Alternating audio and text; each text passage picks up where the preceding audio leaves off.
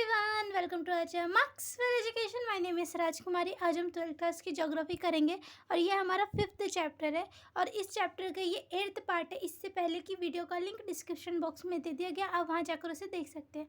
आप इस चैनल को सब्सक्राइब करके बेल आइकन पर क्लिक कर दीजिए ताकि आने वाली वीडियो की नोटिफिकेशन आपको मिल सके और आप उसे अच्छे से देख सकें। तो आज का हमारा टॉपिक है, उसका नाम है खनन। खनन का क्या मतलब है? जब पृथ्वी के भूगर्भ से खनिज और अयस्कों को खुदाई करके निकाला जाता है तो इसे कहते हैं खनन। यानी जब पृथ्वी से अर्थ से खुदाई करके खनिजों को बाहर निकाला जाता है, इसी को कहते हैं खनन।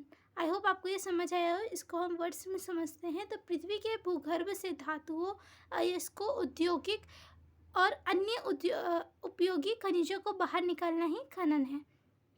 अब हम बात करते हैं कि खनन को प्रभावित करने वाले कारक कौन से हैं। जो ऐसे कौन से कारक हैं, ऐसे कौन से कारण हैं जिससे खनन प्रभावित होता है। तो इसके दो कारक हैं, एक है भौतिक और दूसरा है आर्थिक। पहले हम बात करेंगे भौतिक कारक के बारे में। तो भौतिक कारक क्या है? भौतिक कारक यानी खनिज निक्षेपों का आकार, यानी खनिज किस आकार के हैं, उनकी श्रेणी कौन सी है और उनकी उपस्थिति की अवस्था, यानी वो कहाँ पर स्थित है, ज़्यादा गहराई में है या ऊपर ही है, इसके बारे में बात की जा रही है। आई होप आपको इतना समझ आया। अब हम आगे बात करते हैं आर्थिक कारक। आर्थिक कारक क्या है?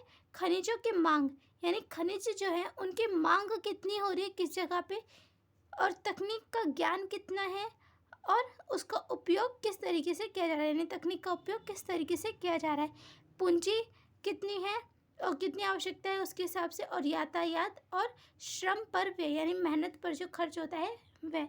ये होते हैं भौतिक कारक और आर्थिक कारक। आई होप आपको इतना समझ आया हो। अब हम बात करते हैं कि जो खनन होते हैं उसके दो प्रकार होते हैं। वो दो प्रकार किस प्रकार है? तो ये ऐसे हैं। खनन के दो प्रकार हैं, एक है धरातलीय खनन, दूसरा है भूमिगत खनन। धरातलीय खनन क्या होता है? जब पृथ्वी के भूगर्भ से ऊपर से ज़्यादा नीचे गहराई ना करने पर, ऊपर ही से जब खनन करने पर खनिज पदार्थ मिल जाते हैं, अयस्क मिल जाते हैं, तो वह होता है धरातलीय खनन। और धरातलीय खनन को विवृत खनन भी कहते हैं। आई होप आपको इतना समझ आया हो।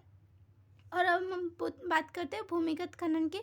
तो भूमिगत खनन क्या होता है? जब पृथ्वी के भूगर्भ में ज़्यादा खुदाई करने पर जो खनिज और अयस्क होते हैं वो मिलते हैं ज़्यादा खुदाई करने पर, तो वो होता है कुपकी खनन यानी भूमिगत खनन। आई होप आपको इतना समझ आया। अब हम इसमें डिफरेंस करते हैं, जैसे कि डायग्राम आपको दिख रहा होगा कि कैसा है कैसे नहीं है। तो आई होप आपको इसको समझते हैं। तो जो धरातलीय खनन है इसमें ज़्यादा खुदाई नहीं करनी पड़ती है, ऊपर से ही जो खनिज अयस्क हैं वह मिल जाते हैं। इसमें ज़्यादा खर्च नहीं होता है, न ज़्यादा पर मेहनत करनी पड़ती है, और सुरक्षा की दृष्टि से भी ये सेफ़ है। ज़्यादा इसमें कोई दिक्कत नहीं है, ऊपर से ही मिल जा रहा है। तो ये धरातलीय खनन में खर्चा भी कम होता है। पर जैसे कि कुपकी के खनन में देख रहे हो, इसमें ज़्यादा खुदाई करनी पड़ रही है, जिसकी वजह से इसमें ज़्यादा पैसे लगेंगे, जैसे ज़्यादा पूंजी लगेगी, ज़्यादा मेहनत लगेगी ऊपर। और तो और यहाँ पर बाढ़ आने की, गैसों का निकलना और आग लगने की समस्या जो रहती है वो हमेशा बनी रहती है और डर लगा रहता है। तो ये कुपकी खनन है, इसमें खतरा बना रहता है। और जो विवृत खनन है, जो धरातलीय खनन है, यहाँ पर ऊपर से खनिज निकल जाते हैं, जिससे खतरे की ज़्यादा डर नहीं होता। आई होप आपको ये समझ आया हो। इसको हम और अच्छे से समझते हैं तो धरातलीय खनन को कहते हैं विवृत खनन। दोनों एक ही है। धरातलीय खनन जो होता है वो सस्ता होता है, जबकि कुपकी खनन जो होता है वो महंगा होता है। धरातलीय खनन सस्ता होता है, सुरक्षा की दृष्टि से भी ये सही होता है, ज़्यादा इसमें लोगों का खतरा नहीं रहता है, और उपकरणों पर भी कम खर्च होता है। उत्पादन यानी जो खनिज अयस्क है वे जल्दी निकल जाते हैं और अधिक मात्रा में निकलते हैं। आई होप आपको इतना समझ आया। और हम बात करते हैं कुपकी खनन यानी भूमिगत खनन की, जो गहराई तक खुदाई होती है उसके बारे में। तो ये कूप की तरह जो खुदाई होती है वो कूप की तरह होती है, इसलिए इसे कुपकी खनन कहते हैं। और इसके लिए लिफ्ट बैठक जो होती है, लिफ्ट बैठक को कहते हैं बर्मा, और माल ढोने की गाड़ियाँ और वायु संचार प्रणाली की भी आवश्यकता होती है। जैसे कि गहराई में खनन करने की वजह से, गहराई में खोदने की वजह से वहाँ नीचे वायु प्रवाह कम, वायु जो होती है वह कम होती है, ऑक्सीजन की मात्रा कम हो जाती है, इसलिए वायु संचार प्रणाली की वहाँ पे ज़रूरत होती है।